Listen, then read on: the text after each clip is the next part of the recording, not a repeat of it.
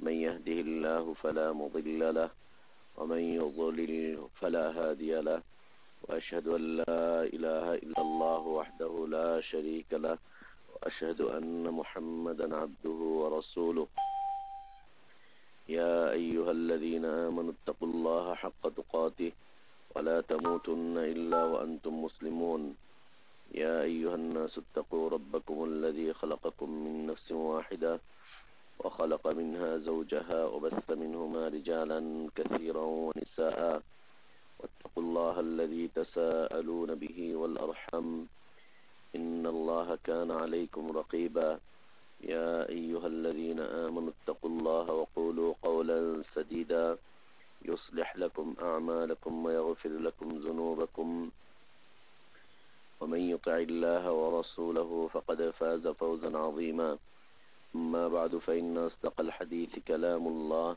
وخير الهدي هدي محمد صلى الله عليه وسلم وشر الأمور محدثاتها وكل محدثة بدعة وكل بدعة ضلالة وكل ضلالة في النار أعوذ بالله من الشيطان الرجيم بسم الله الرحمن الرحيم قل يا أهل الكتاب تعالوا إلى كلمة سواء بيننا وبينكم ألا نعبد إلا الله ولا نشرك به شيئا ولا يتخذ بعضنا بعضا أربابا من دون الله فإن تولوا فقولوا اشهدوا بأننا مسلمون وقال سبحانه هو الذي بعث في الأميين رسولا منهم يتلو عليهم آياته ويزكيهم ويعلمهم الكتاب والحكمة وإن كانوا من قبل لفي ضلال مبين وقال سبحانه ولا تبرجن تبرج الجاهلية الأولى وأقمنا الصلاة وآتنا الزكاة وأطعنا الله ورسوله إنما يريد الله ليذهب عنكم الرجس أهل البيت ويطهركم تطهيرا وقال سبحانه والذين آمنوا بالباطل وكفروا بالله أولئك هم الخاسرون সমস্ত প্রশংসা যাবতীয় গুণগান একমাত্র কেবলমাত্র শুধুমাত্র আল্লাহ রব্বুল আলামিনের জন্য, যিনি আমাদেরকে মুসলিম করে সৃষ্টি করেছেন, যিনি আমাদের জন্য উত্তম হালাল রিজকের ব্যবস্থা করেছেন, যিনি আমাদেরকে মৃত্যু দান করবেন, যিনি আমাদেরকে পুনরায় কিয়ামতের দিন তার সামনে হিসাবের কাঠগড়ায় দাঁড় করাবেন, সেই আল্লাহরই প্রশংসা আদায় করছি যে আল্লাহ রাব্বুল আলামিন দীর্ঘ একটি সপ্তাহ পরে আমাদেরকে আবার দ্বীনি তালিমি মজলিসে একত্রিত হওয়ার তৌফিক দান করেছেন। আলহামদুলিল্লাহ।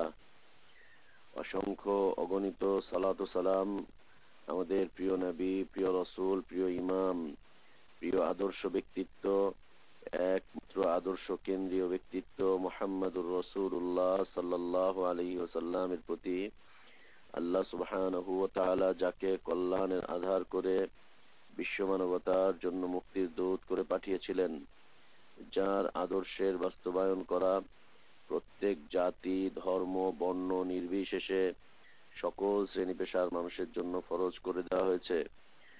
যদিও তারা বিভিন্ন দল, মত, পথ, তরিকা, ইজম, মাযহাব, বিভিন্ন দিক বিদিক ছুটোছুটি করে নিজেরাই নিজেদেরকে ক্ষতিগ্রস্ত করে তুলছে, সেই আদর্শ নবী, আদর্শ রাসূল, আদর্শ ইমাম, আদর্শ দায়ী, আদর্শ ব্যক্তিত্বের প্রতি সালাত ও সালাম, যার আদর্শের বাস্তবায়ন প্রকৃত হেদায়েত, যার আদর্শের বাস্তবায়ন প্রকৃত নাজাত, যার আদর্শের বাস্তবায়ন প্রকৃত মানবতা, যার আদর্শের বাস্তবায়নের মধ্যেই রয়েছে প্রকৃত সফলতা, সেই রাসূল সাল্লাল্লাহু আলাইহি ওয়াসাল্লামের প্রতি সালাত ও সালাম। আল্লাহুম্মা সাল্লি আলা মুহাম্মদ ওয়া আলা আলি মুহাম্মদ কামা সাল্লাইতা আলা ইব্রাহিম ওয়া আলা আলি ইব্রাহিম ইন্নাকা হামিদুম মাজিদ। আল্লাহুম্মা বারিক আলা মুহাম্মদ ওয়া আলা আলি মুহাম্মদ কামা বারাকতা আলা ইব্রাহিম ওয়া আলা আলি ইব্রাহিম ইন্নাকা হামিদুম মাজিদ। সম্মানিত উপস্থিত দিনদার, ইমানদার মুসলিম ভাই এবং বোনেরা, তাবারক ওয়া তাআলার অসংখ্য শুকরিয়া, অজস্র শুকরিয়া যে আল্লাহ তাবারক ওয়া তাআলা আমাদেরকে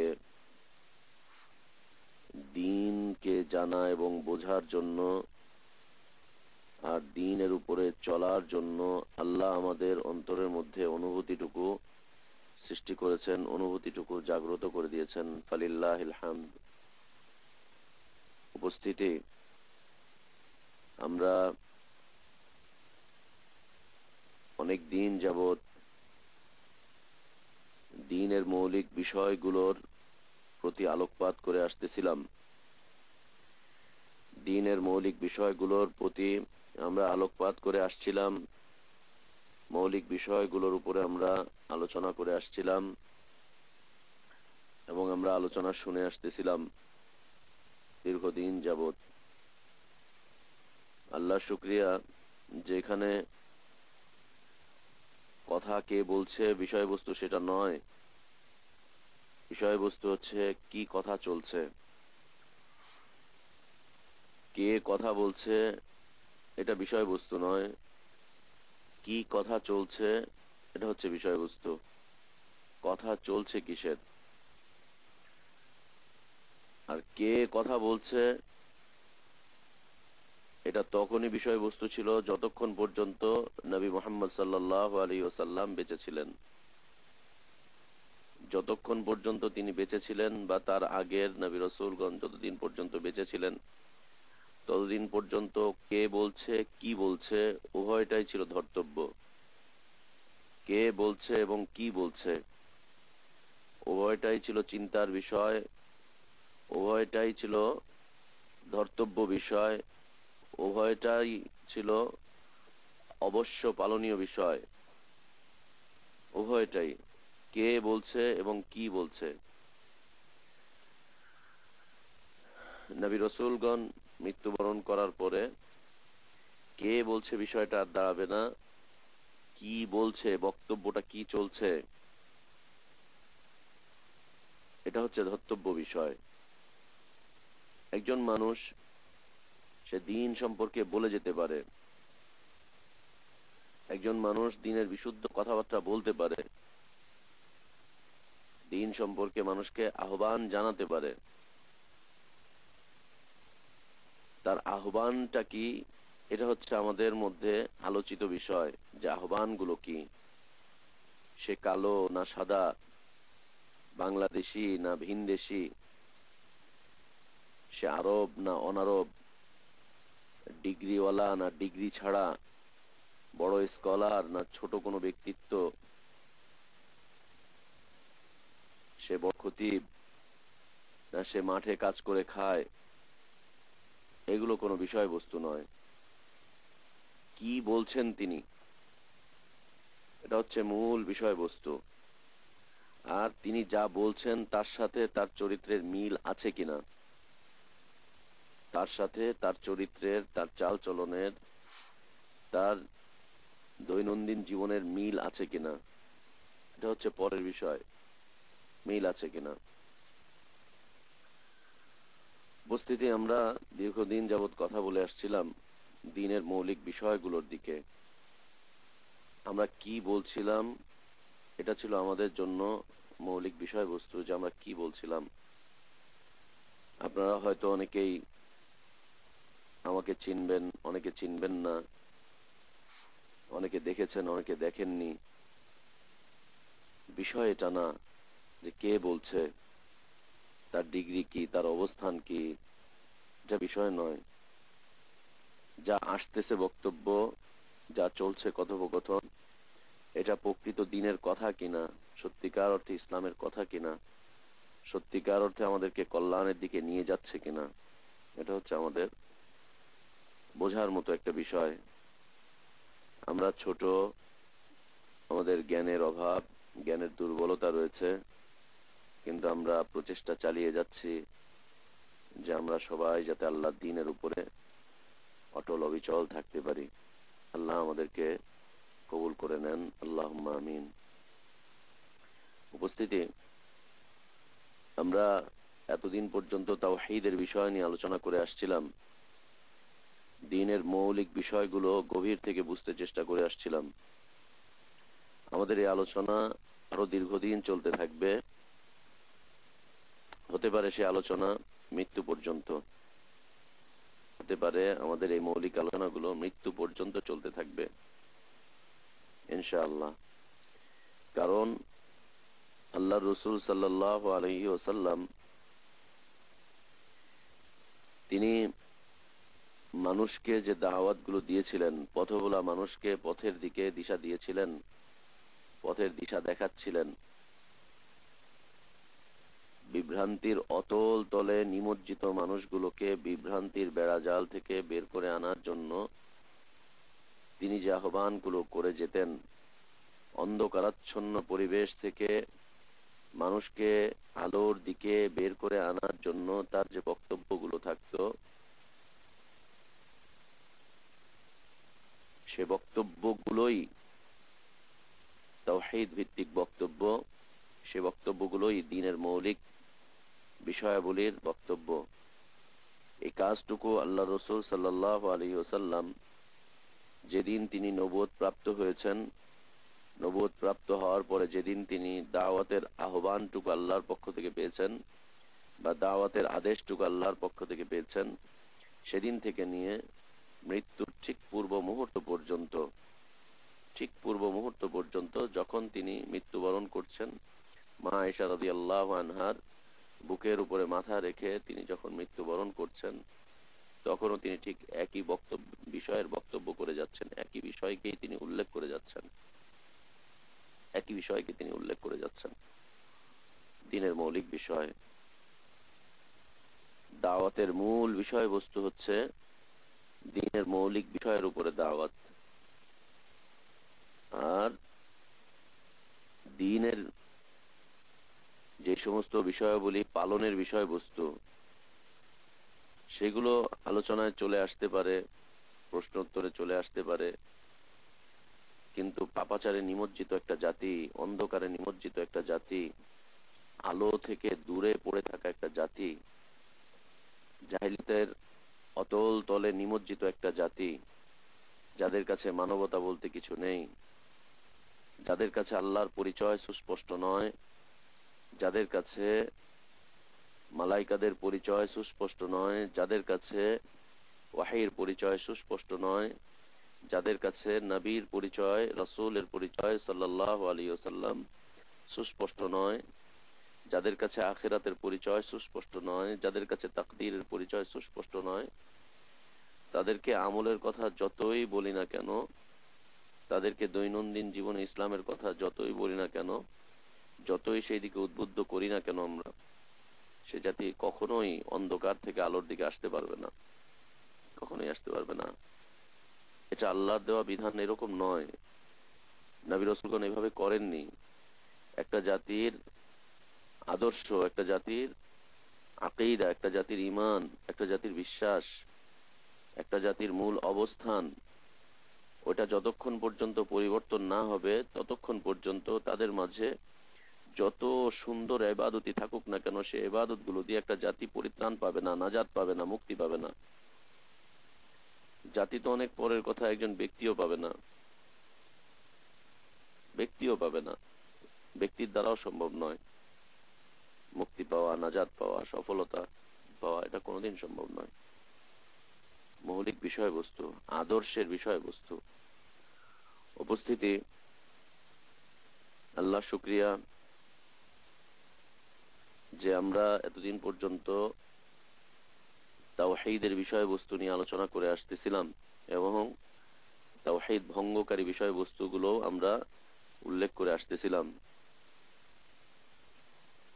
আজকে থেকে আমাদের আলোচনা শুরু হতে যাচ্ছে ইসলাম ও জাহিলিয়াতের দ্বন্দ্ব সম্পর্কিত আলোচনা।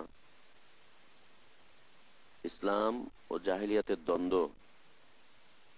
আজকে আমরা ইসলাম চিনছি, ইসলাম বুঝছি, বোঝার মধ্যেও অসংখ্য জাহিলি মতবাদ প্রবেশ করে ফেলেছে।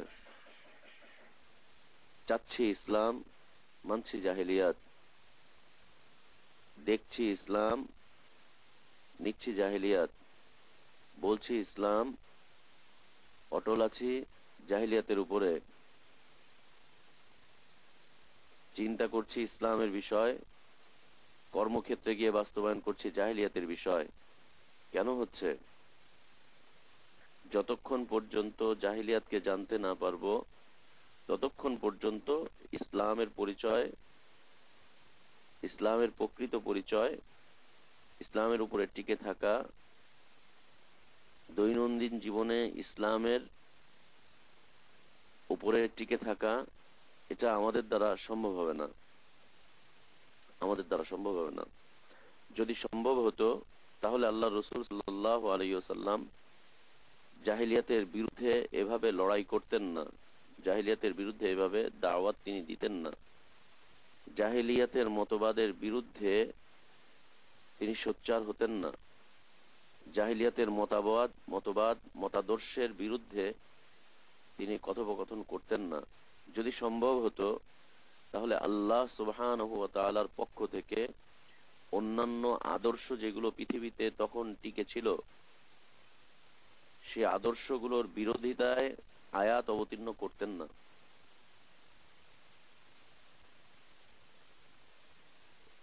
যদি টিকে থাকা সম্ভব হতো, জাহিলিয়াতকে না জেনে ইসলামের উপরে টিকে থাকা যদি সম্ভব হতো, তাহলে আল্লাহর পক্ষ থেকে সেই সময় সমকালীন সময়ে যে সমস্ত ভ্রান্ত মতাদর্শগুলো ছিল, সেই মতাদর্শের বিরুদ্ধে আল্লাহ সুবহানাহু ওয়া তাআলা আয়াত অবতীর্ণ করতেন না।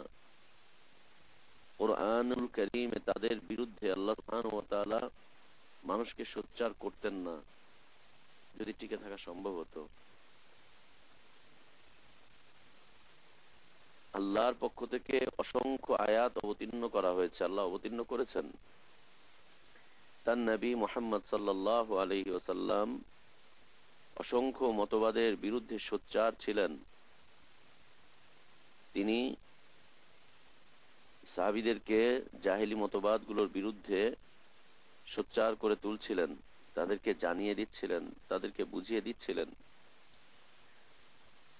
আল্লাহর পক্ষ থেকে আয়াত অবতীর্ণ হচ্ছে, নবী মুহাম্মদ সাল্লাল্লাহু আলাইহি ওয়াসাল্লাম সে বিষয়গুলোকে জানিয়ে দিচ্ছেন।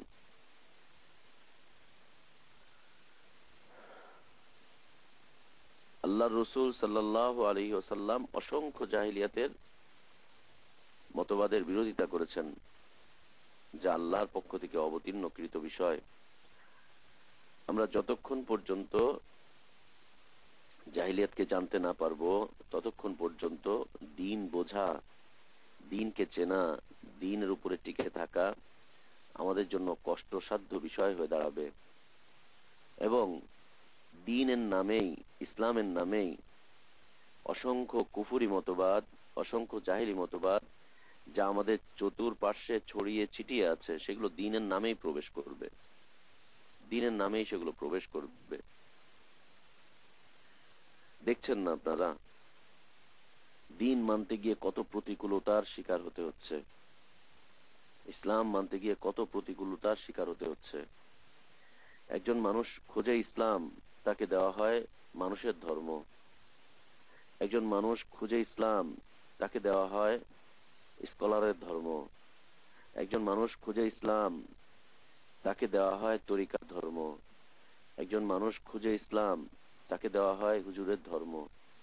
একজন মানুষ খুঁজে ইসলাম, তাকে দেওয়া হয় ইমামের ধর্ম। একজন মানুষ খুঁজে ইসলাম, তাকে দেওয়া হয় বাপদাদার ধর্ম। একজন মানুষ খুঁজে ইসলাম, তাকে দেওয়া হয় সামাজিক ধর্ম। একজন মানুষ খুঁজে ইসলাম, তাকে দেওয়া হয় বিদেশি আদর্শের ধর্ম। একজন মানুষ খুঁজে ইসলাম, তাকে দেওয়া হয় পাশ্চাত্য আদর্শের ধর্ম। কতগুলো শুনবেন, কতগুলো বলবো। ইসলাম খুঁজছে তো ভিন্ন দিকে চলে যাচ্ছে, দ্বীন খুঁজছে, দ্বীনের উপরে থাকার চেষ্টা করছে তো ভিন্ন পথের দিকে পরিচালিত হচ্ছে। কেন? এর কারণ হচ্ছে আমাদের চতুর্পার্শ্বে জাহিলিয়াতের মতবাদগুলো ঘিরে ধরেছে, চতুর্পার্শ্বে ঘিরে ধরেছে।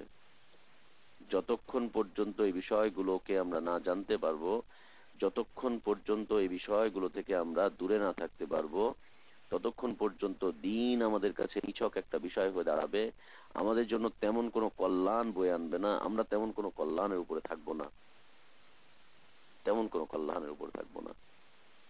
উদাহরণস্বরূপ আমরা বলতে পারি, একজন মানুষ আল্লাহকে সন্তুষ্ট করতে চায় তার দৈনন্দিন জীবনের আমলগুলোর মাধ্যমে, আবার ইবলিসকেও নারাজ করতে চায় না, ইবলিসকেও অসন্তুষ্ট করতে চায় না। কি হবে তার অবস্থা? একজন মানুষ আল্লাহরও সন্তুষ্টি চায়, সমাজকেও খুশি করে সে চলতে চায়, চায় আল্লাহর সন্তুষ্টি,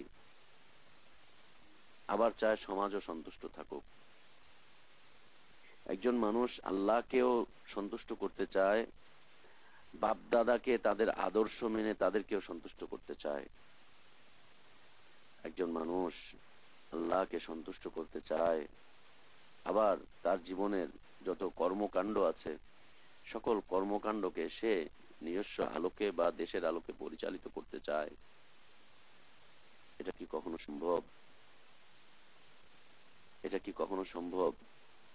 হ্যাঁ, এর উত্তর বর্তমান সময়ের মানুষ বলবে হ্যাঁ সম্ভব, কিন্তু এর উত্তর যদি সাহাবাদের থেকে নেওয়া হয় তাহলে উত্তর আসবে অসম্ভব বিষয়, অসম্ভব বিষয়। আল্লাহ সুবহানাহু ওয়া তাআলা তার নীতিমালা দিয়েছেন না, আমরা এর আগে আলোচনা নিয়ে এসেছিলাম না, 8টা শ্রেণী, 8টা বিষয়বস্তু যদি আল্লাহ এবং তার রাসূলকে ভালোবাসার চাইতে বেশি ভালোবাসা হয়, সেই 8টা বিষয়কে, 8টা শ্রেণীকে, আল্লাহ বলছেন অপেক্ষায় থাকো, আযাবের অপেক্ষা, আযাব চলে আসবে। তার মধ্যে এই বিষয়গুলো ছিল না। আল্লাহ বলছেন তার নবীকে, নবী বলে দাও, ইনকানা আবাউকুম ওয়া আবনাউকুম ওয়া ইখওয়ানুকুম ওয়া আজওয়াজুকুম ওয়া আশীরাতুকুম ওয়া আমওয়ালুন ইকতারাফতুমুহা ওয়া তিজারাতুন তাখশাউনা কাসাদাহা ওয়া মাসাকিন তারদাউনাহা আহাব্বা ইলাইকুম মিনাল্লাহ ওয়া রাসূলিহি ওয়া জিহাদিন ফি সাবিলিহি ফাতারাব্বাসু হাত্তা ইয়াতি আল্লাহু বিআমরিহি আল্লাহু লা ইয়াহদিল কওমাল ফাসিকিন। ইনকানা আবাউকুম, যদি তোমাদের বাপ-দাদারা, পূর্বপুরুষেরা, ওয়া আবনাউকুম, সন্তান সন্ততিরা, ওয়া ইখওয়ানুকুম, ভ্রাতৃমণ্ডলী, ভাই ব্রাদাররা, ওয়া আজওয়াজুকুম, তোমাদের পরিবার পরিজন, স্ত্রীরা, আশীরাতুকুম, আত্মীয় স্বজনরা, ওয়া আমওয়ালুন ইকতারাফতুমুহা, সেই সমস্ত সম্পদ যা তোমরা অর্জন করো, ওয়া তিজারাতুন তাখশাউনা কাসাদাহা, সেই সমস্ত ব্যবসা বাণিজ্য যেগুলোকে তোমরা গড়ে তুলেছো, যেগুলোকে তোমরা অর্জন করছো, ওয়া মাসাকিন তারদাউনাহা, সেই সমস্ত বাংলো, বাড়ি, ফ্ল্যাট, অ্যাপার্টমেন্ট, জমি, গাড়ি, যেগুলোকে নিয়ে তোমরা খুব আনন্দে আছো, আহাব্বা ইলাইকুম মিনাল্লাহি ওয়া রাসূলিহি, এগুলো যদি আল্লাহ এবং তার রাসূলের চাইতে মহব্বতের ক্ষেত্রে এগুলোর মহব্বত বেশি বৃদ্ধি পায়, ওয়া জিহাদিন ফি সাবিলিহি, আল্লাহর রাস্তায় জিহাদ করা থেকে যদি এগুলো প্রাধান্য বেশি পায়, ফাতারাব্বাসু, অপেক্ষায় থাকো, হাত্তা ইয়াতি আল্লাহু বিআমরিহি, আল্লাহর চলে আসা, আল্লাহর আযাব চলে আসার, আল্লাহর আমর, আল্লাহর আযাব চলে আসার অপেক্ষায় থাকো। আল্লাহুল কাওয়াল ফাসিকিন, আল্লাহ বলছেন এরা হচ্ছে ফাসিক জাতি, এদেরকে আল্লাহ হিদায়াত দান করেন না। আল্লাহু আকবার। জিনা সম্ভব নয়, সম্ভব নয়। উপস্থিতি ভূমিকা মনে হয় একটু কঠিন হচ্ছে, আলোচনার ভূমিকা চলছে, ভূমিকা একটু কঠিনই হয়, এটাই স্বাভাবিক বিষয়। আমরা সেই বিষয়ে আলোচনা করতে যাচ্ছি যেই বিষয়ের প্রত্যেকটা বিষয় আমাদেরকে হয়তোবা নাড়া দিবে ইনশাআল্লাহ, হয়তোবা নাড়া দিবে ইনশাআল্লাহ। তবে মনে রাখতে হবে, কে বলছে এটা ধর্তব্য বিষয় নয়, কি বলছে এটা হচ্ছে বোঝার বিষয়। কে বলছে এটা বিষয় নয়। যদি কে বলছে এটা খুঁজতে চান তাহলে অস্তিত্ব খুঁজে পাবেন না, আর যদি বুঝতে চান যে না কি বলছে আমরা একটু শুনি, কি বলছে, তাহলে আমাদের জন্য বোঝার মতো হয়তো বা কিছু থাকবে। আমরা আল্লাহর কাছে দোয়া করছি, আল্লাহ যেন আমাদের উভয়কে, আমরা যারা বলছি এবং আমরা যারা শুনছি, আল্লাহ যেন আমাদের উভয়কেই জাহিলিয়াত মুক্ত জীবন যাপন করার তৌফিক দান করেন, সেই সমস্ত মতবাদ গুলো বর্জন করার তৌফিক দান করেন যে সমস্ত মতবাদ ইসলাম বিরোধী, যে সমস্ত মতবাদ দ্বীন বিরোধী, যে সমস্ত মতবাদ ওয়াহী বিরোধী, যে সমস্ত মতবাদের বিরোধিতা আল্লাহ করেছেন, যে সমস্ত মতবাদের বিরোধিতা তার নবী মুহাম্মদ সাল্লাল্লাহু আলাইহি ওয়াসাল্লাম করেছেন, আল্লাহ যেন আমাদেরকে সেই সমস্ত মতবাদ থেকে হেফাজত করেন। আল্লাহুম্মা আমিন। উপস্থিতি, ইসলাম এবং জাহেলিয়াতের দ্বন্দ্ব চিরন্তন। ইসলাম এবং জাহেলিয়াতের দ্বন্দ্ব চিরন্তন, কিয়ামত পর্যন্ত এই দ্বন্দ্ব চলতে থাকবে। এই দ্বন্দ্বের সূচনা হয়েছিল অনেক পূর্বে, অনেক পূর্বে। নূহ আলাইহিস সালাতু ওয়াস সালামের সময় থেকেই এই দ্বন্দ্বের সূচনা। আজও আছে, অন্যান্য নবী রাসূলদের যুগেও ছিল, আজও আছে। এই দ্বন্দ্ব টিকে থাকবে কিয়ামত পর্যন্ত। এই দ্বন্দ্ব চিরন্তন। মুসলিমরা এই দ্বন্দ্বের বিরুদ্ধে সোচ্চার হতে থাকবে, লড়াই চলতে থাকবে, এ দ্বন্দ্বের বিরুদ্ধে বক্তব্য চলতে থাকবে। এ দ্বন্দ্বগুলো সম্পর্কে মানুষকে সাবধান করা, এ কাজ অব্যাহত থাকবে। মানুষ এই দ্বন্দ্বের বিরুদ্ধে সোচ্চার হয়ে উঠবে, এই দ্বন্দ্বগুলোকে বর্জন করবে, তবেই নাজাত পাবে। এ দ্বন্দ্ব ব্যক্তি কেন্দ্রিক দ্বন্দ্ব নয়, এ দ্বন্দ্ব আদর্শ কেন্দ্রিক দ্বন্দ্ব।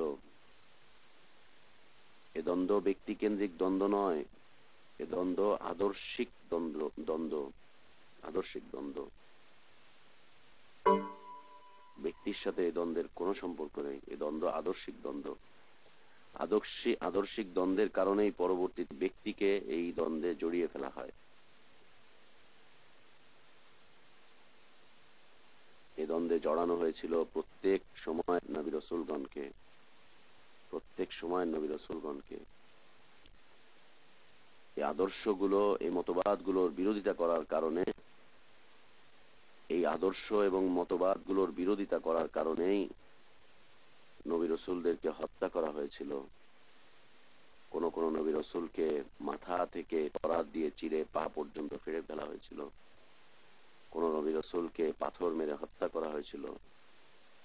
কোন কোন নবী রাসূলকে জীবন্ত অবস্থাতেই তাদেরকে টুকরো করে হত্যা করা হয়েছিল। এ দ্বন্দ্ব চিরন্তন, এ দ্বন্দ্ব চলছে, এ দ্বন্দ্ব চলতেই থাকবে। মুমিনরা এ দ্বন্দ্বের বিরুদ্ধে লড়তে থাকবে ইনশাআল্লাহ, লড়তে থাকবে ইনশাআল্লাহ।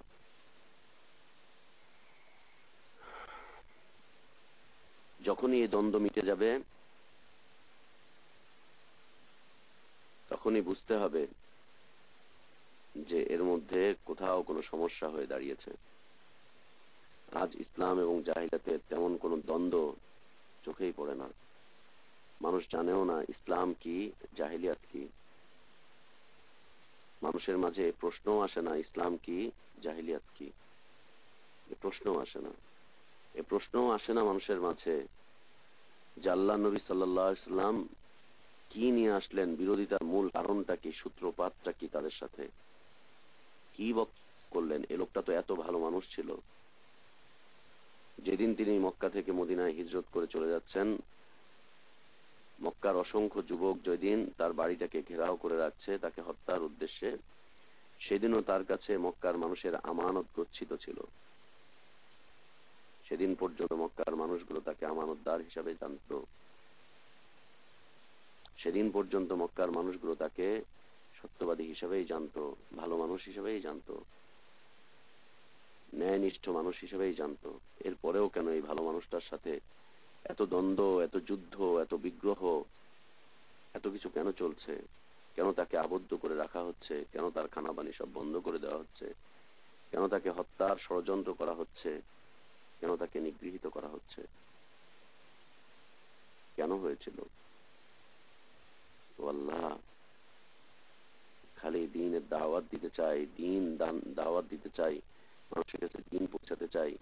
মানুষকে খালি দ্বীনের বিষয়বস্তু এটা ওইটা সেটা কত কিছু নিয়ে আহ্বান করতে যান। কেন আল্লাহ রাসূল সাল্লাল্লাহু আলাইহি ওয়াসাল্লামের সাথে এত কিছু হয়েছিল? এত কিছু তখনই ঘটছে যখন পর্যন্ত সালাত ফরজ করা হয়নি, যখন পর্যন্ত সিয়াম ফরজ করা হয়নি, যখন পর্যন্ত হজ ফরজ করা হয়নি, যখন পর্যন্ত যাকাত ফরজ করা হয়নি, যখন পর্যন্ত জিহাদ ফরজ করা হয়নি, যখন পর্যন্ত ঈদের সালাত ফরজ করা হয়নি, যখন পর্যন্ত কোরবানির বিষয়াবলী আসেনি, ইসলামের অন্যান্য অনেক অনেক অনেক বিষয়াবলী যখন পর্যন্ত আসেনি, শুধুমাত্র কিছু সংখ্যক বক্তব্য, কিছু বিবৃতি, কিছু কথা, এর কারণেই শুরু হয়ে গেল, সূচনা হয়ে গেল লড়াইয়ের। কেন হচ্ছে? উপস্থিতি বোঝার বিষয়, বোঝার বিষয়।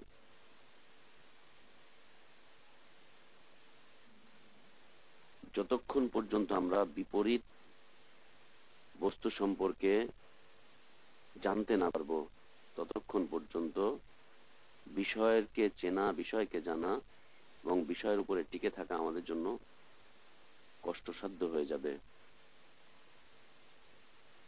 কষ্টসাধ্য হয়ে যাবে।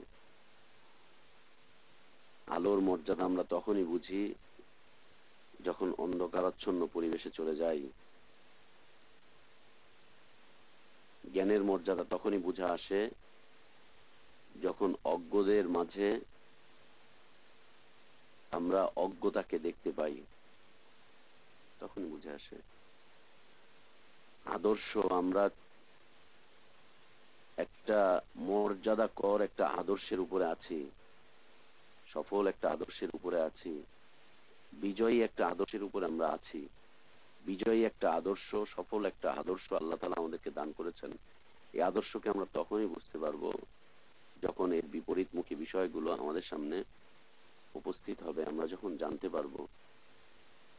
আর যদি আমরা তাকে জানতে না পারি, তখনই আমাদের অবস্থা হয়ে যাবে একদম ভিন্ন। মানুষ চাইবে আল্লাহর প্রতি ঈমানের উপরে থাকতে, কিন্তু সে বাতিলের উপরে ঈমান চলে আসবে, সে বাতিলের উপরে ঈমান রাখবে। আল্লাহ সুবহানাহু ওয়া তাআলা সুন্দর করে বলছেন সূরা আনকাবুত আয়াত নাম্বার 52, তিনি বলছেন আল্লাযীনা আমানু বিল বাতিল ওয়া কাফারু বিল্লাহ উলাইকা হুমুল খাসিরুন। যারা বাতিলের উপরে ঈমান আনলো এবং আল্লাহর সাথে কুফরি করলো, তারা সত্যিকারের ক্ষতিগ্রস্ত, তারাই সত্যিকারের ক্ষতিগ্রস্ত। যারা বাতিলের উপরে ঈমান আনে এবং আল্লাহর সাথে কুফরি করে, বাতিলকে চিনতে না পারলে আল্লাহর প্রতি ঈমান আনাটা কষ্টসাধ্য। আল্লাহর প্রতি ঈমানের বিষয়বস্তু জানতে না পারলে বাতিলকে বর্জন করাটাও কষ্টসাধ্য। উভয়টাই আমাদেরকে জানতে হবে, উভয় মেরুর সংবাদ আমাদের কাছে থাকতে হবে, উভয় বিষয়টাই আমাদের সামনে উপস্থিত থাকতে হবে। সম্মানিত উপস্থিতি,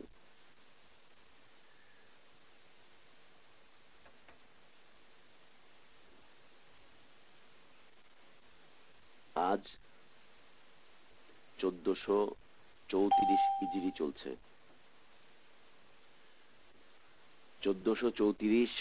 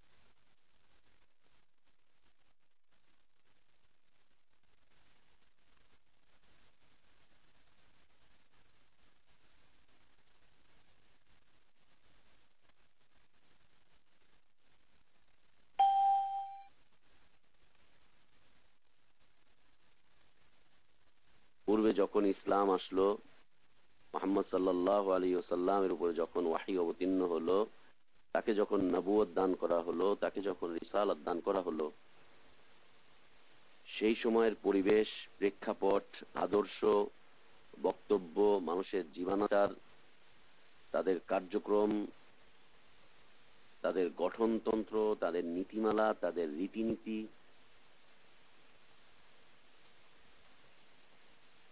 কি ছিল, এটা যতক্ষণ পর্যন্ত আমরা না জানতে পারবো ততক্ষণ পর্যন্ত আমাদের দ্বারা ইসলামের বড় ধরনের কিছু করা কোনোদিন সম্ভব নয়। কারণ একজন মানুষ যতক্ষণ পর্যন্ত প্রাইমারি স্টেজ পার করতে না পারে সে মাধ্যমিকে যেতে পারে না, উচ্চ মাধ্যমিকে যাওয়ার প্রশ্ন আসে না, একেবারে শেষ দিকে যাওয়ার প্রশ্ন আসে না।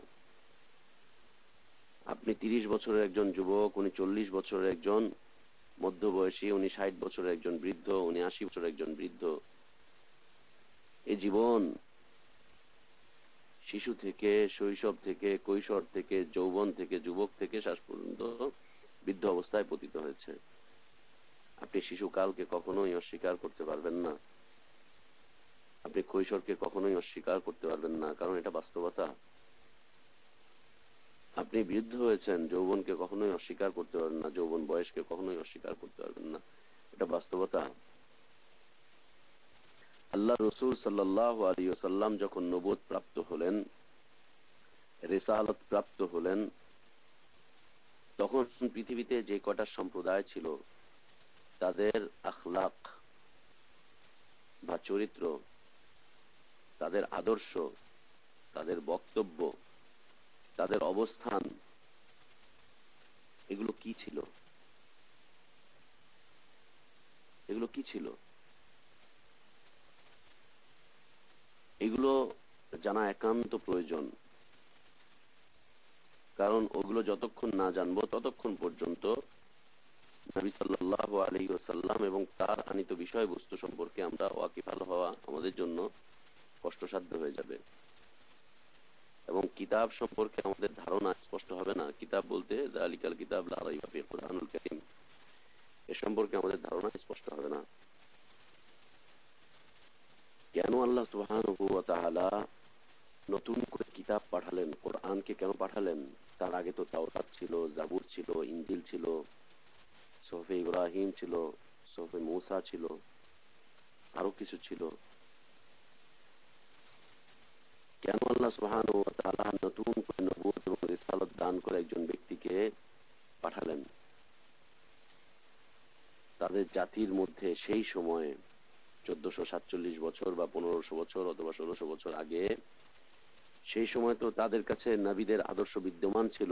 ইব্রাহিম আলাইহিসসালাতু ওয়াসসালামের আদর্শ, ঈসা আলাইহিসসালাতু ওয়াসসালামের আদর্শ, মুসা আলাইহিসসালাতু ওয়াসসালামের আদর্শ, উযাইর আলাইহিসসালাতু ওয়াসসালামের আদর্শ, অন্যান্য অনেক নবী রাসূলদের আদর্শ তাদের মাঝে বিদ্যমান ছিল। কেন নতুন করে আরেকজনকে নবুয়ত দেওয়া হলো, রিসালাত দেওয়া হলো?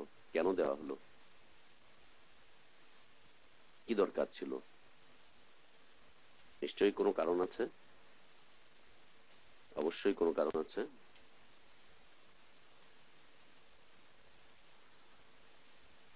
আল্লাহ রসুল সাল্লাল্লাহু আলাইহি ওয়াসাল্লাম যখন আসলেন, যেই সমাজে আসলেন, যেই অবস্থানে আসলেন, সেই সমাজ, সেই অবস্থান, সেই জাতি প্রধানত কয়েকটা ভাগে বিভক্ত ছিল।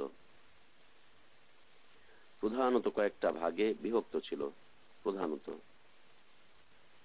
আর তার অনেকগুলো শাখা প্রশাখা ছিল। তো প্রধানত যেই কয়েকটা ভাগে বিভক্ত তারা ছিলেন, আর শাখা প্রশাখা প্রধান সব মিলিয়ে যেই অবস্থানে ছিলেন, সবার সমন্বিত অবস্থানের নাম একটা, আর কয়েকটা ভাগে বিভক্ত যা ছিল তাদের নাম আর একটা। যে যেই ভাগেই বিভক্ত থাক না কেন তাদের সমন্বিত নাম ছিল আহলুল জাহিলিয়া। সমন্বিত নাম ছিল আহলুল জাহিলিয়া।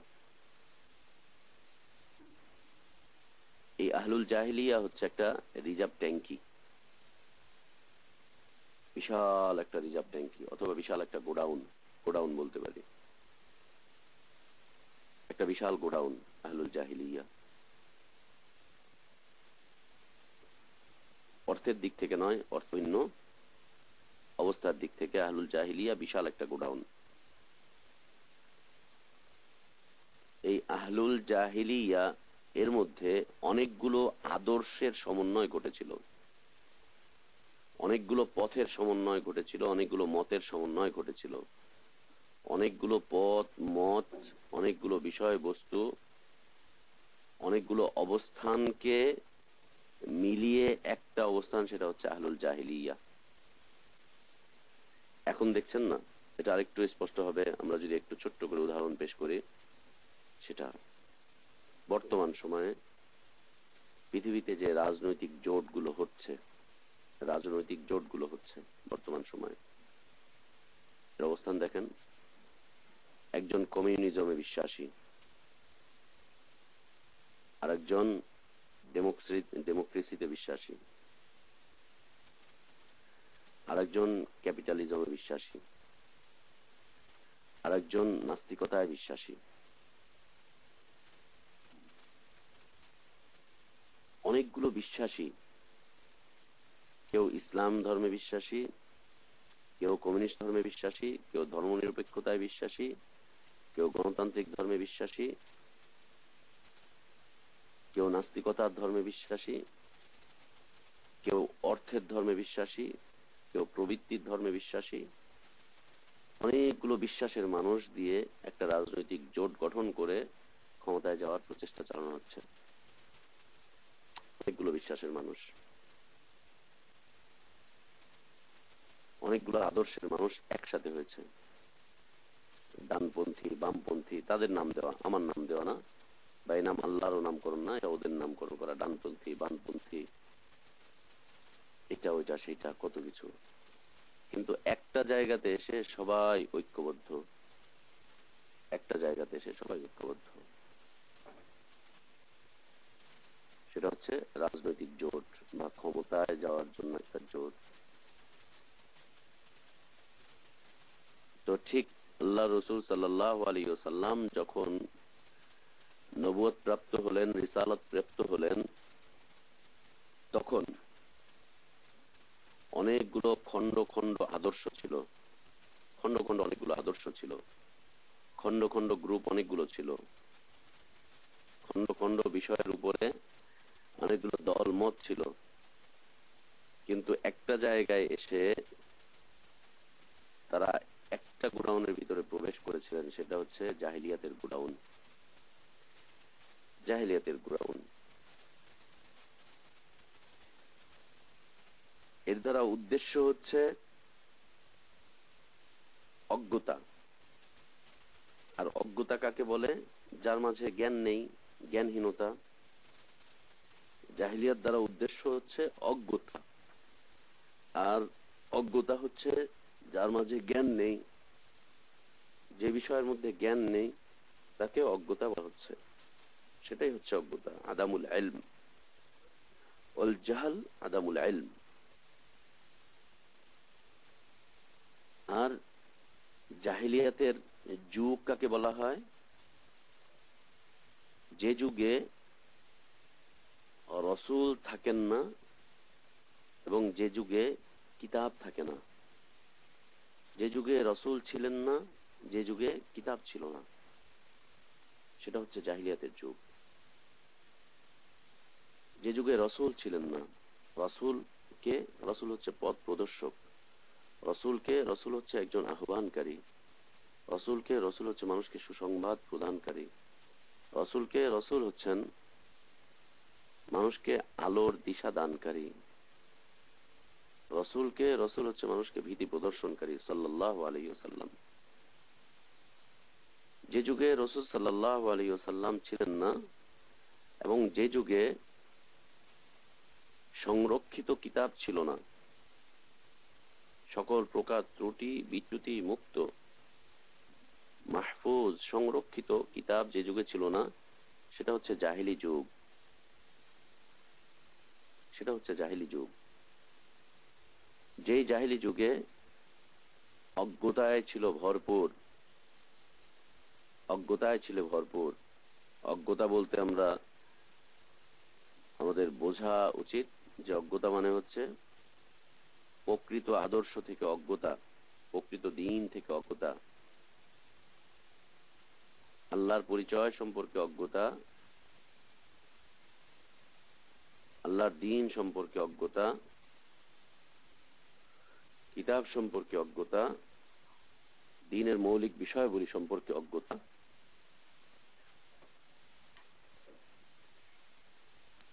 এই অজ্ঞতায় ভরপুর একটা যুগ, যেখানে রাসূল ছিলেন না, যেখানে কিতাব ছিল না।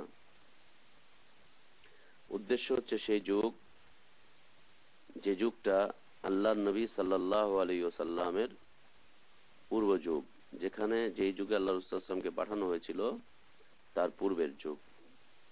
আল্লাহ সুবহানাহু ওয়া তাআলা সূরা আহজাব আয়াত নাম্বার 33 আল্লাহ তাআলা বলছেন, ওয়ালা তাবাররাজনা তাবাররুজাল জাহিলিয়াতিল উলা, ওয়ালা তাবাররাজনা তাবাররুজাল জাহিলিয়াতিল উলা। তোমরা ফিরে যেও না, নিষেধ করে দিচ্ছেন আল্লাহ সুবহানাহু ওয়া তাআলা জাহিলি যুগের দিকে।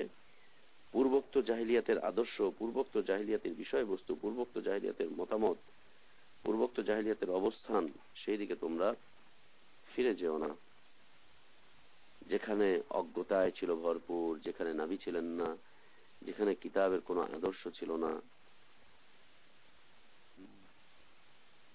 যেখানে ছিল পথভ্রষ্টতা, যেখানে ছিল কুফরি আর কুফরি, যেখানে ছিল অপব্যাখ্যা। না, সেদিকে তোমরা ফিরে যেও না, সেদিকে তোমরা ফিরে যেও না। তো এটা হচ্ছে জাহিলিয়াতের অবস্থান। জাহিলিয়াত কাকে বলা হয়? জাহিলিয়াত হচ্ছে জ্ঞানহীনতা, জাহিলিয়াত হচ্ছে জ্ঞানহীনতা। আর এই জ্ঞান হচ্ছে দ্বীন সম্পর্কে জ্ঞান, দ্বীন সম্পর্কে জ্ঞানহীনতা, দ্বীন সম্পর্কে জ্ঞানহীনতা।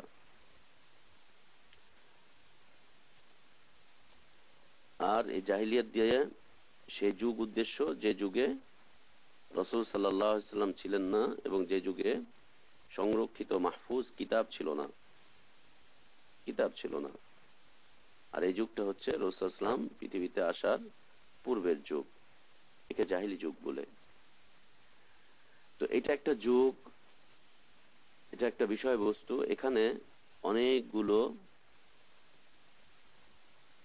জাতির সমন্বয় ঘটেছিল, অনেকগুলো আদর্শের সমন্বয় ঘটেছিল, অনেকগুলো বিষয়বস্তুর সমন্বয় ঘটেছিল। তার মধ্যে হতে একটা হচ্ছে একটা জাতি বা একটা আদর্শ, তার নাম ছিল আহলে কিতাব। একটা জাতি বা একটা আদর্শ, এর নাম ছিল আহলে কিতাব। আহলে কিতাব আহলে জাহিলিয়াতের মধ্যেই তাদের বসবাস ছিল, আইয়ামে জাহিলিয়াতের মধ্যেই তাদের বসবাস ছিল, আহলুল জাহিলিয়াদের মধ্যেই তাদের বসবাস ছিল। আইয়ামে জাহিলিয়াত মানে হচ্ছে জাহিলি যুগ, আহলুল জাহিলিয়া মানে হচ্ছে জাহেলদের অবস্থান, অজ্ঞদের অবস্থানের মধ্যে। এদের মধ্যেই আহলে কিতাবদের অবস্থান ছিল। আহলে কিতাব একটা আদর্শের নাম, আহলে কিতাব একটা পথের নাম, আহলে কিতাব একটা দলের নাম, একটা মতাদর্শের নাম। আহলে কিতাব কিছু সংখ্যক ব্যক্তিদের নাম, হচ্ছে আহলে কিতাব।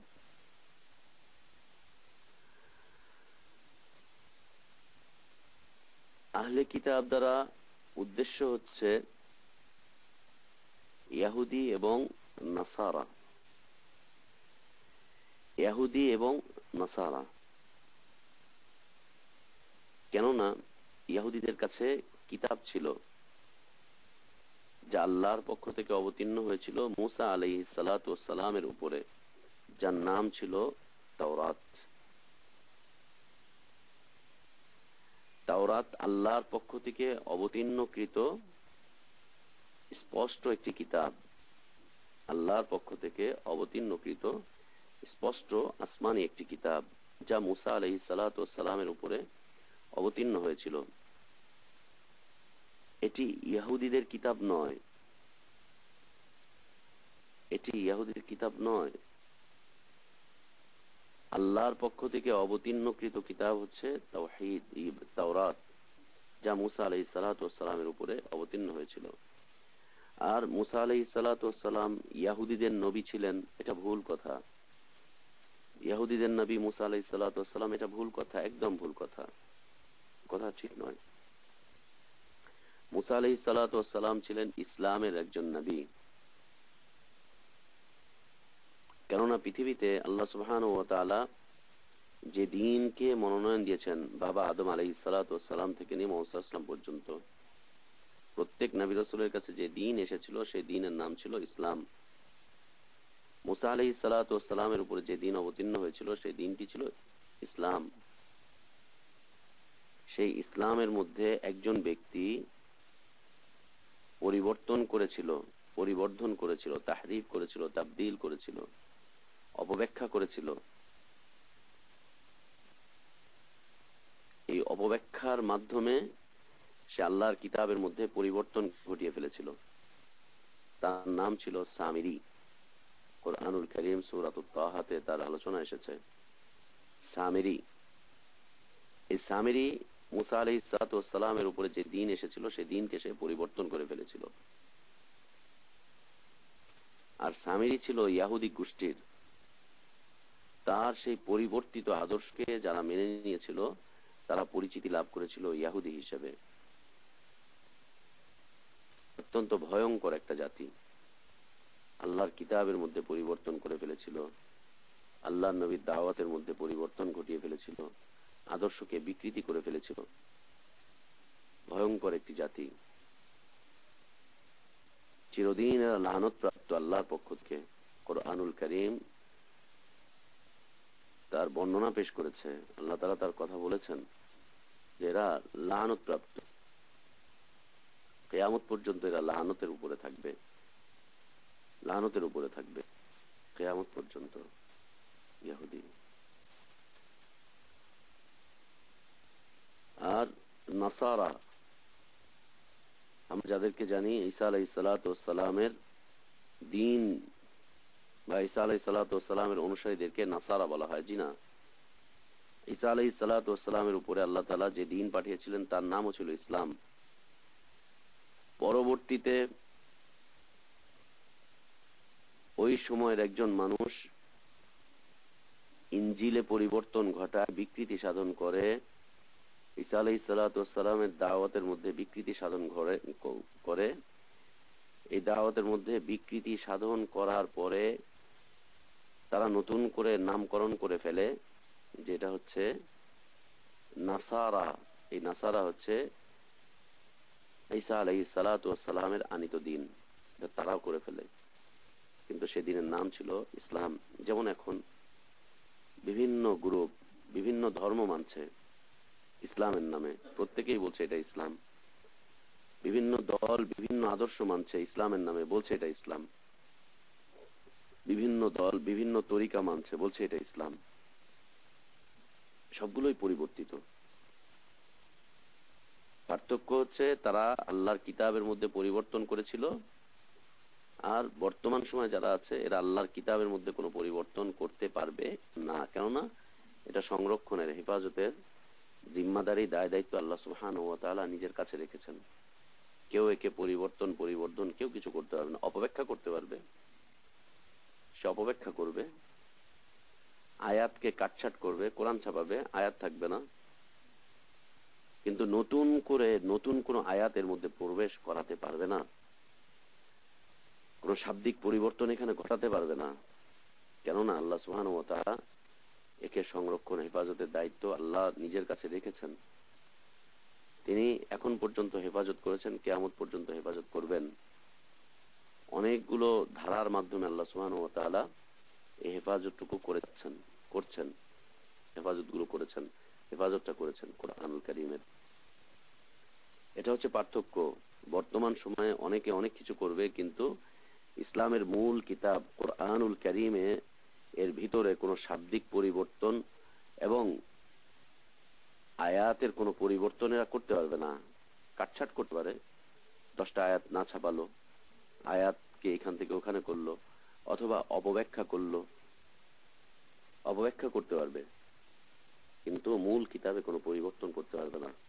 আর আহলে কিতাব যারা ছিল, ইহুদি এবং নাসারা, ইহুদি এবং খ্রিস্টানরা, তারা মূল কিতাবের মধ্যে পরিবর্তন করে ফেলেছিল, মূল কিতাবের মধ্যে পরিবর্তন করে ফেলেছিল, মূল কিতাবের মূল আদর্শের মধ্যে পরিবর্তন করেছিল। মূল কিতাব এটা একটি বিষয়, মূল কিতাবের মূল আদর্শ এটা আরো গুরুত্বপূর্ণ একটা বিষয়। তারা মূল কিতাবে পরিবর্তন করেছিল, মূল কিতাবের মূল আদর্শে পরিবর্তন করেছিল, এবং কিতাবের মৌলিক হুকুমগুলোর মধ্যে তারা পরিবর্ধন করে ফেলেছিল, তাহরিফ তাবদীল করে ফেলেছিল। একটু বুঝিয়ে বলি। ইহুদিরা মৌলিক আদর্শ পরিবর্তন ঘটিয়ে ফেলল, মৌলিক আদর্শ পরিবর্তন ঘটিয়ে ফেলল। আল্লাহর পক্ষ থেকে আসা যতগুলো কিতাব আছে, প্রত্যেকটা কিতাবের মৌলিক বিষয়বস্তু হচ্ছে তাওহীদুল্লাহ। প্রত্যেকটা কিতাবের মূল বিষয়বস্তু হচ্ছে তাওহীদুল্লাহ, আল্লাহর তাওহীদ, আল্লাহর তাওহীদ মৌলিক বিষয়বস্তু। আল্লাহর কোনো অংশীদার নেই, আল্লাহর কোনো সমকক্ষ কেউ নেই। আল্লাহ কারো থেকে জন্ম নেননি, তিনি কাউকে জন্ম দেননি, তিনি কাউকে জন্ম দেন না। তার সমকক্ষ, তার সমপর্যায়ের কেউ নেই, না রুবুবিয়্যাতের ক্ষেত্রে, না উলুহিয়্যাতের ক্ষেত্রে, না তার গুণবাচক গুণাবলীর ক্ষেত্রে, না তার গুণবাচক সিফাতের ক্ষেত্রে, না তার গুণবাচক কর্মকাণ্ডের ক্ষেত্রে কোনো অংশীদারিত্ব নেই। ইহুদিরা তাওরাতের মধ্যে এই দ্বীনের মৌলিক বিষয়বস্তু তাওহীদুল্লাহর মধ্যে পরিবর্তন ঘটিয়ে ফেলল। পরিবর্তন ঘটিয়ে ফেলে তারা আল্লাহর রুবুবিয়্যাত, আল্লাহর উলুহিয়্যাত এবং আল্লাহর আসমা ও সিফাত এর মধ্যে পরিবর্তন ঘটিয়ে ফেলল। ঘটিয়ে ফেলে অংশীদার সাব্যস্ত করে ফেলে তারা বলে ফেলল উযাইর ইবনুল্লাহ, উযাইর হচ্ছে আল্লাহর পুত্র। ইন্না লিল্লাহি ওয়া ইন্না ইলাইহি রাজিউন। উযাইর হচ্ছে আল্লাহর পুত্র। এই বলে তারা তাওরাতের মৌলিক বিষয়বস্তুকে পরিবর্তন ঘটিয়ে ফেলল, মৌলিক বিষয়বস্তুকে পরিবর্তন ঘটিয়ে ফেলল। তাওহীদকে তারা ভুলণ্ঠিত করলো, ভুলণ্ঠিত করলো তাওহীদকে।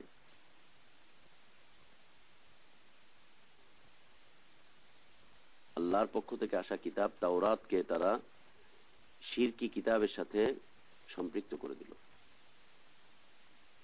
ইন্না লিল্লাহি ওয়া ইন্না ইলাইহি রাজিউন।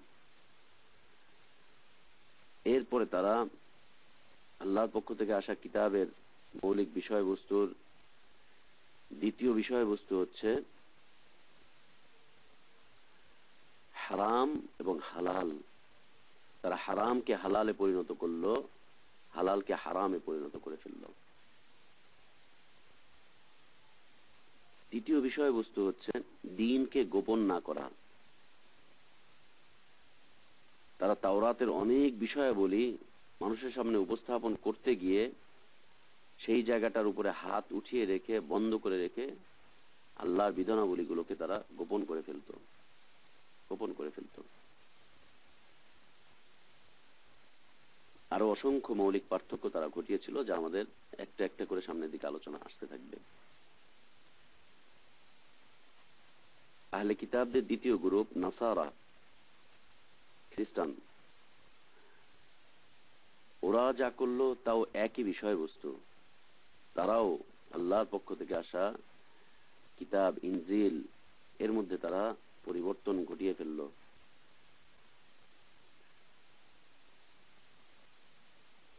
আল্লাহর জন্য সম্মান হচ্ছে আল্লাহর তাওহীদ, আল্লাহর জন্য বিষয়বস্তু হচ্ছে আল্লাহর তাওহীদ। এই তাওহীদে তারা পরিবর্তন করে তারা তিত্ববাদের আকীদা, তিত্ববাদের বিশ্বাস উপস্থাপন করলো।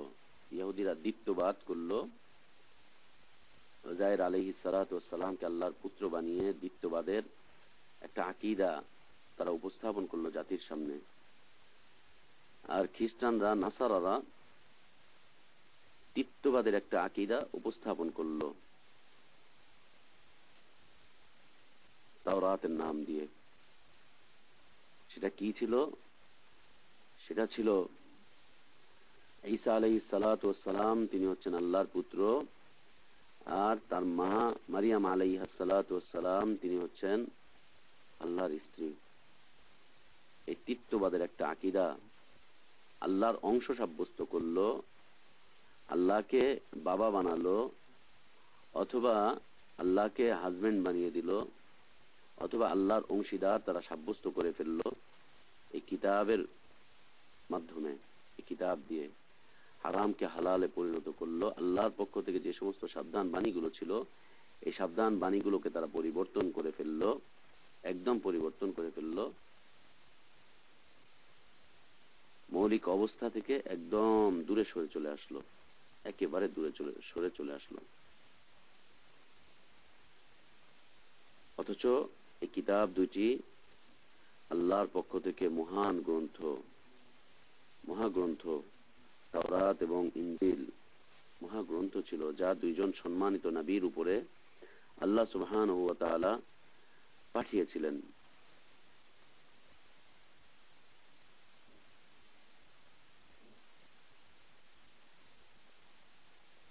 যা আল্লাহ সুবহানাহু ওয়া তাআলা পাঠিয়েছিলেন দুইজন নবীর কাছে, সম্মানিত নবীর কাছে, আল্লাহর পক্ষ থেকে যা এসেছিল। সুবহানাল্লাহ, এই আসমানি গ্রন্থের মধ্যে তারা পরিবর্তন করে ফেলেছিল, কিন্তু তারা সে কিতাবটি পাঠ করত। সে কিতাব দুটি তাদের কাছে ছিল, তারা সে কিতাব দুটিকে পাঠ করত, সে কিতাবের উপরে তারা শিক্ষা অর্জন করত। সেই কিতাবটা ছিল তাদের দৈনন্দিন চলার জন্য একটা বিষয়বস্তু, এবং সেই কিতাবের শিক্ষার মাধ্যমে তারা পরিচিতি লাভ করত। তাদের কাছে কিতাব ছিল, এই জন্য তাদেরকে আহলে কিতাব বলা হতো। কিতাব ছিল, এজন্য তাদেরকে আহলে কিতাব বলা হতো। আহলে কিতাব। আল্লাহ সুবহানাহু ওয়া তাআলা এই আহলে কিতাবকে সম্বোধন করে বলছেন সূরা আলে ইমরান আয়াত নম্বর 64, قل يا أهل الكتاب تعالوا إلى كلمة سواء بيننا وبينكم ألا نعبد إلا الله ولا نشرك به شيئا ولا يتخذ بعضنا بعضا أربابا من دون الله فإن تولوا فقولوا اشهدوا بأننا مسلمون। আল্লাহ বলছেন, নবী তুমি বলে দাও, হে কিতাবীগণ, আহলে কিতাব, হে শিক্ষিত জাতি, হে কিতাবধারী জাতি, তোমরা এমন কথার দিকে চলে আসো যেটি আমাদের মধ্যে এবং তোমাদের মধ্যে সমান। সেটা কি? সেটা হচ্ছে আমরা একমাত্র আল্লাহ ছাড়া কারো ইবাদত করব না। আল্লাহ না'বুদু ইল্লাল্লাহ, আমরা একমাত্র আল্লাহ ছাড়া আর কারো ইবাদত করি না, আর কারো ইবাদত আমরা করব না। এই কথার দিকে তোমরা চলে আসো, এক আল্লাহর ইবাদত করব, এক আল্লাহ ছাড়া আর কারো ইবাদত আমরা করব না, করি না। আর তার সাথে কাউকে অংশীদার আমরা করি না, অংশীদার কাউকে আমরা করব না, কাউকেই অংশীদার সাব্যস্ত করব না। এবং ওয়ালা ইয়াত্তাখিযা বা'দুনা বা'দান আরবাবাম মিন দুনিল্লাহ, এবং আমাদের কেউ কাউকে আল্লাহ ছাড়া রব হিসাবে গ্রহণ করব না। কেউ কাউকে আল্লাহ ছাড়া আমরা কেউ অন্য কাউকে রব হিসাবে গ্রহণ করব না। ফাইন তাওয়াল্লাউ ফাকুলু শাহাদু বিআন্না মুসলিমুন, তারপর যদি তোমরা বিমুখ হয়ে যাও, নবী তারপরেও যদি তারা বিমুখ হয়ে যায়, তাহলে তুমি বলে দাও, ফাকুলু শাহাদু বিআন্না মুসলিমুন, তোমরা সাক্ষী থাকো যে নিশ্চয়ই আমরা মুসলিম। এই আয়াত আহলে কিতাবদের সম্পর্কে আল্লাহ তাআলা অবতীর্ণ করেছেন যে নবী তুমি তাদেরকে বলে দাও পার্থক্য কয়টা। এক নাম্বার পার্থক্য হচ্ছে যে আহলে কিতাবরা শিরক করত, মুসলিম শিরক করবে না। দুই নাম্বার পার্থক্য হচ্ছে আহলে কিতাবরা বহু সত্তাকে তারা রব হিসাবে মেনে নিয়েছিল আল্লাহকে ছেড়ে দিয়ে, কিন্তু মুসলিমরা এক আল্লাহকেই তাদের রব হিসাবে মেনে নিবে। তিন নাম্বার পার্থক্য হচ্ছে মুসলিমরা আল্লাহর কাছে আত্মসমর্পণ করবে আর তারা আল্লাহর কাছে আত্মসমর্পণ করবে না। এই আয়াতে কারিমা আল্লাহ সুবহানাহু ওয়া তাআলা এখানে কত সুন্দর করে আহ্বান করছেন যে নবী তুমি বলে দাও, হে কিতাবীগণ, হে শিক্ষিত জাতি, চলে আসো না এই বিষয়ের দিকে, আমরা একমত হয়ে যাই। এই বিষয়ের দিকে চলে আসো না, আমরা একমত হয়ে যাই। সেটা কি? যে বিষয়ে আমাদের একমত হওয়া উচিত সেটা কি? আল্লাহ না'বুদা ইল্লাল্লাহ, আমরা এক আল্লাহরই ইবাদত করব, এক আল্লাহর ইবাদত করব। তাহলে বোঝা যাচ্ছে আহলে কিতাবরা এক আল্লাহর ইবাদত করতো না, এক আল্লাহর ইবাদত করতো না। ওয়ালা নুশরিকা বিহি শাইআ, আমরা অংশীদার সাব্যস্ত করব না। আয়াত দ্বারা বোঝা যাচ্ছে যে আহলে কিতাবরা অংশীদার সাব্যস্ত করত, আল্লাহর সাথে অংশীদার সাব্যস্ত করত। ওয়ালা ইয়াত্তাখিযা বা'দুনা বা'দান আরবাবাম মিন দুনিল্লাহ, আমরা আমাদের মধ্যে হতে এবং তোমরা তোমাদের মধ্যে হতে, আমরা পরস্পর পরস্পরের মধ্যে হতে কেউ কাউকে রব হিসাবে নিব না। আমরা অধিক অসংখ্য রবকে আমরা নিব না, একজন রবেরই ইবাদত করব। বোঝা যাচ্ছে ওরা অসংখ্য রবের ইবাদত করত, অসংখ্য রবের তারা ইবাদত করত। ফাইন তাওয়াল্লাউ ফাকুলু শাহাদু বিআন্না মুসলিমুন, যদি তারপরেও তারা মুখ ফিরিয়ে নিয়ে চলে যায়, তুমি সাক্ষ্য দিয়ে দাও নবী যে আমরা মুসলিম, আমরা হচ্ছে আত্মসমর্পণকারী আল্লাহ তাওহীদের কাছে, আল্লাহ তাওহীদের কাছে আমরা আত্মসমর্পণকারী। এ হচ্ছে আহলে কিতাব। আহলে কিতাবদের একটি সম্প্রদায় হচ্ছে ইহুদি, দ্বিতীয় সম্প্রদায় হচ্ছে নাসারা। তারা উভয় কিতাবের মধ্যে পরিবর্তন করে ফেলেছিল। কিতাবের যে মৌলিক বিষয়বস্তুগুলো, সেই বিষয়বস্তুগুলোর মধ্যে তারা পরিবর্তন করে ফেলেছিল, যাকে আরবিতে তাহরিফ তাবদীল বলা হয়। কি কি করেছিল? বিষয়গুলো চলে আসবে আমাদের সামনের দিকে, যে কি কি পরিবর্তন তারা করেছিল, তাদের আকীদা বিশ্বাসগুলো কি ছিল।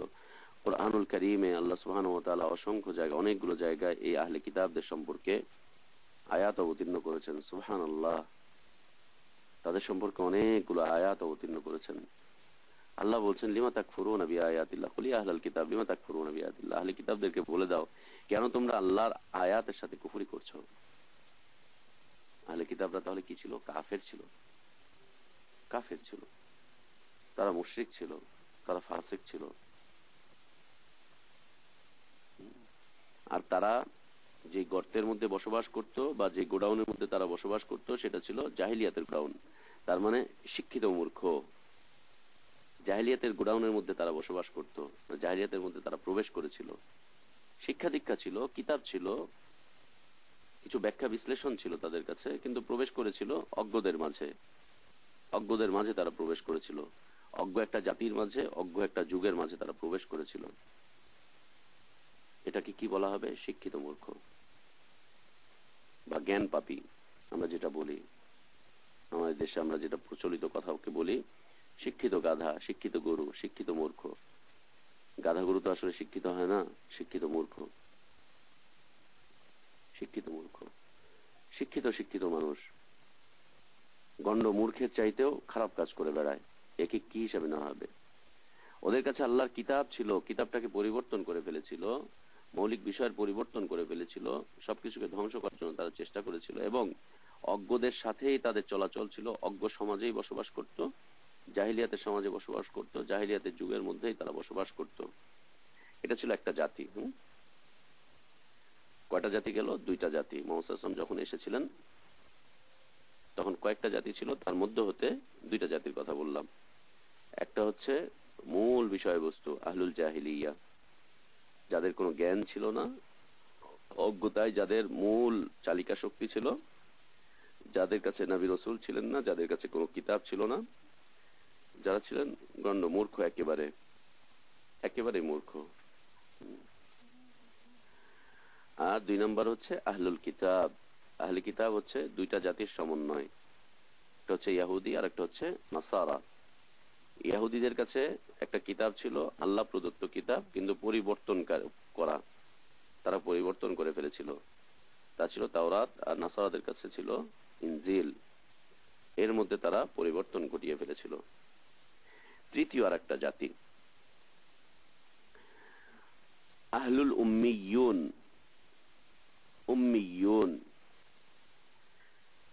উম্মিয়ুন হচ্ছে নিরক্ষর, অক্ষর জ্ঞান নেই, লেখা নেই, পড়া নেই, লেখাপড়া জানতেন না, লিখতে জানতেন না এবং পড়তে জানতেন না।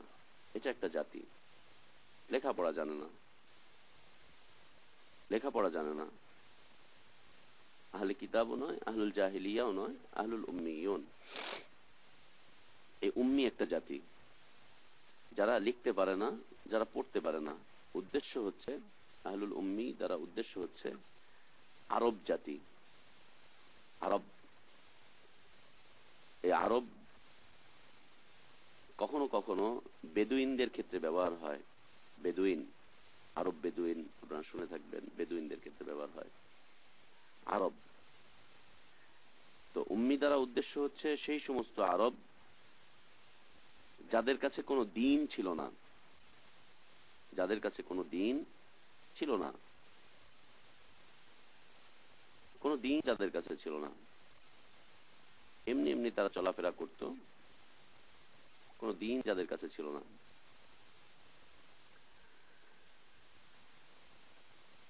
উম্মিদেরকে উম্মিয়ুন, এটা হচ্ছে বা উম্মি শব্দের বহুবচন। এদেরকে উম্মিয়ুন কেন বলা হয়? মায়ের পেট থেকে বের হলে পরে, উম্মুন শব্দের অর্থ হচ্ছে মা, মায়ের পেট থেকে বের হলে পরে একটা সন্তান যেমন কিছুই জানে না, এই আরবরা তেমন কিছু জানতেন না। লেখা পড়া সম্পর্কে, দুনিয়ার অবস্থা সম্পর্কে, এটা ওইটা সেটা, এরা তেমন কিছুই জানতো না, কিছুই জানতো না। এবং তাদের কাছে কোনো কিতাবও ছিল না কোরআন অবতীর্ণ হওয়ার পূর্ব পর্যন্ত। কোরআন অবতীর্ণ হওয়ার পূর্ব পর্যন্ত তাদের কাছে কোনো কিতাব ছিল না, আসমানি কোনো কিতাব যাদের কাছে ছিল না, আল্লাহ প্রদত্ত কোনো কিতাব যাদের কাছে ছিল না।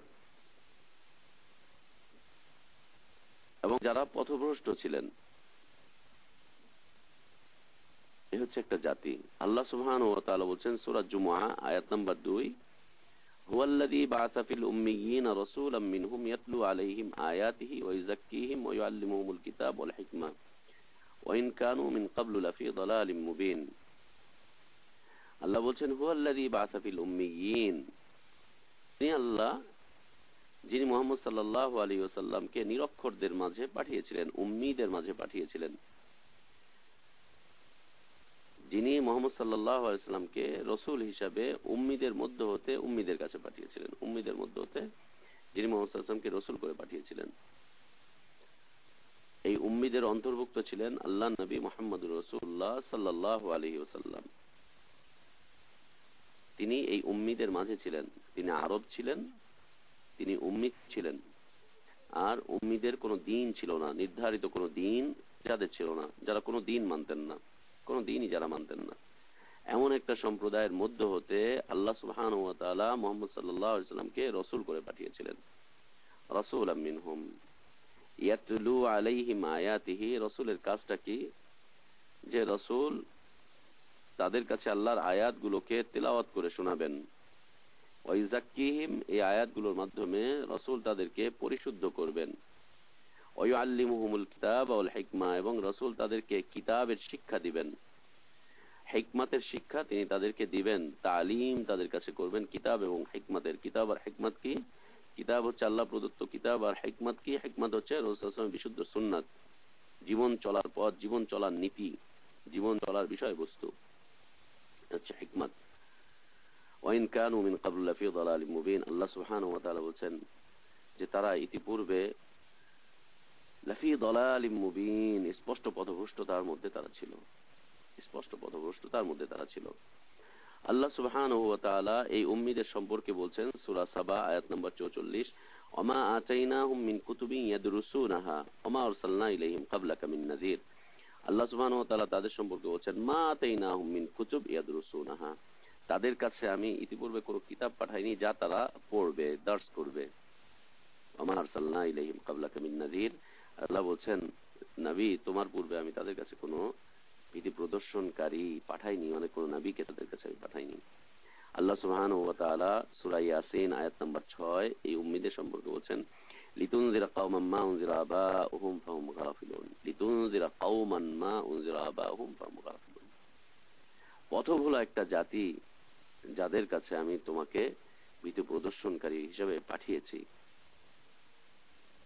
আল্লাহ সুবহানাহু ওয়া তাআলা আরো বলছেন সূরা আরাফ আয়াত নাম্বার 157, الذين يتبعون الرسول النبي الأمي الذي يجدونه مكتوبا عندهم في التوراة والإنجيل يأمرهم بالمعروف وينهاهم عن المنكر ويحل لهم الطيبات ويحرم عليهم الخبائث ويضع عنهم إصرهم والأغلال التي كانت عليهم فالذين آمنوا به وعزروه ونصروه واتبعوا النور الذي أنزل معه أولئك هم المفلحون. সুবহানাল্লাহ। রাসূল সাল্লাল্লাহু আলাইহি ওয়াসাল্লামের বিষয়বস্তু আল্লাহ সুবহানাহু ওয়া তাআলা এত সুন্দরভাবে তুলে ধরেছেন। আল্লাহ সুবহানাহু ওয়া তাআলা বলছেন, আল্লাযীনা ইয়াত্তাবিউনা আর-রাসূলান নাবিয়্যাল উম্মি, যারা অনুসরণ করে রাসূলের যিনি উম্মি নবী, আল্লাযী ইয়াজিদুনাহু মাকতুবান ইনদাহুম ফিত-তাওরাত ওয়াল ইনজিল, যার গুণাবলী তারা নিজেদের কাছে তাওরাত ও ইনজিলে লিখিত পায়। ইয়ামুরুহুম বিল মা'রুফ ওয়া ইয়ানহাহুম আনিল মুনকার, যে তাদেরকে সৎ কাজের আদেশ দেয় এবং অসৎ কাজ থেকে যে তাদেরকে নিষেধ করে। ওয়া ইউহিল্লু লাহুমুত তাইয়্যিবাত, এবং যে তাদের জন্য পবিত্র বস্তুকে হালাল করে। ওয়া ইউহাররিমু আলাইহিমুল খাবাইস, আর যে তাদের জন্য অপবিত্র বস্তুগুলোকে হারাম করে দেয়। অপবিত্র বস্তুকে হারাম করে দেয়, পবিত্র বস্তুগুলোকে যিনি তাদের জন্য হালাল করেন।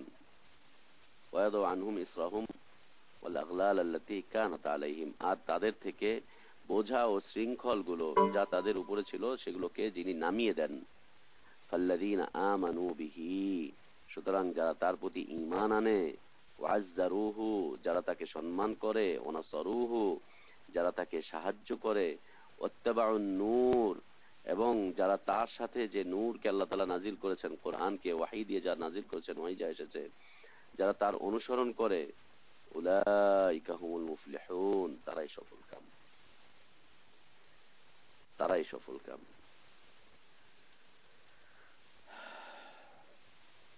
তো এ ছিল আরেকটি জাতি, উম্মি। এই উম্মি জাতি, এই উম্মি জাতির মধ্য হতে আল্লাহ সুবহানাহু ওয়া তাআলা মুহাম্মদুর রাসূলুল্লাহ সাল্লাল্লাহু আলাইহি ওয়াসাল্লামকে পাঠালেন, যাদের নির্ধারিত কোনো দিন, নির্ধারিত কোনো ধর্ম, নির্ধারিত কোনো আদর্শ ছিল না। কোনো ধর্ম তারা মানতেন না, কোনো ধর্ম তারা মানতেন না। শিরক করতেন বড় বড়, এমন তেমন কোনো প্রমাণ, তেমন বেশি তেমন কোনো প্রমাণ পাওয়া যায় না। যেমন মুহাম্মদ সাল্লাল্লাহু আলাইহি ওয়াসাল্লাম, আবু বকর রাদিয়াল্লাহু আনহু, খাদিজা রাদিয়াল্লাহু আনহা, তেমন কোনো শিরকের সাথে তারা জড়িত ছিলেন না। মুহাম্মদ সাল্লাল্লাহু আলাইহি ওয়াসাল্লাম তো প্রশ্নই আসে না, কোনো শিরকের সাথে তিনি জড়িত ছিলেন না। কিন্তু তারা লেখাও জানতেন না, তারা পড়াও জানতেন না। এমন একটা জাতির কাছে আল্লাহ সুবহানাহু ওয়া তাআলা তার পক্ষ থেকে মহাগ্রন্থ কোরআনুল কারীমকে আল্লাহ সুবহানাহু ওয়া তাআলা পাঠালেন দলিল করে। অতীতের সবগুলো কিতাবকে তিনি মানসুখ করে দিয়ে একটি কিতাব পাঠালেন, নতুন করে একটি কিতাব পাঠালেন। রিসালাতের বিষয়বস্তু, নবুয়তের বিষয়বস্তু দিয়ে আল্লাহ সুবহানাহু ওয়া তাআলা পাঠালেন,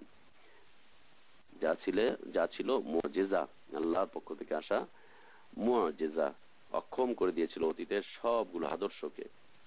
কোরআন যখন আসলো, অতীতের সবগুলো আদর্শ অক্ষম হয়ে গেল।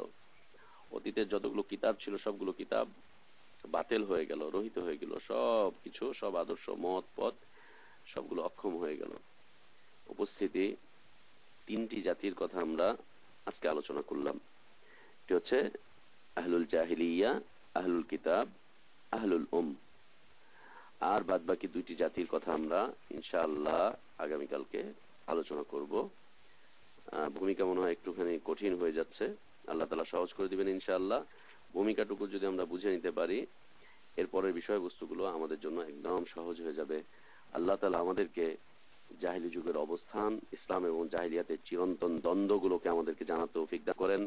আর আল্লাহ আমাদেরকে যেভাবে জানার তৌফিক দান করবেন, আল্লাহ যেন আমাদেরকে তার চাইতেও বেশি তৌফিক দান করেন জাহিলিয়াতের দ্বন্দ্ব, জাহিলিয়াতের মতাদর্শগুলোকে বর্জন করার। আল্লাহুম্মা আমিন। ওয়া আখির দাওয়ানা আলহামদুলিল্লাহি রাব্বিল আলামিন। ওয়া সাল্লাল্লাহু ওয়া সাল্লাম ওয়া বারাকা আলা নবিয়িনা মুহাম্মদ ওয়া আলা আলিহি ওয়া আসহাবিহি আজমাইন। সুবহানাকাল্লাহুম্মা ওয়া বিহামদিকা আশহাদু আল লা ইলাহা ইল্লা আনতা আস্তাগফিরুকা ওয়া আতুবু ইলাইক। আসসালামু আলাইকুম ওয়া রাহমাতুল্লাহি ওয়া বারাকাতুহু। ওয়া আলাইকুম আসসালাম ওয়া রাহমাতুল্লাহি ওয়া বারাকাতুহু। ওকে ভাই, প্রশ্ন করবো কি রাখবেন?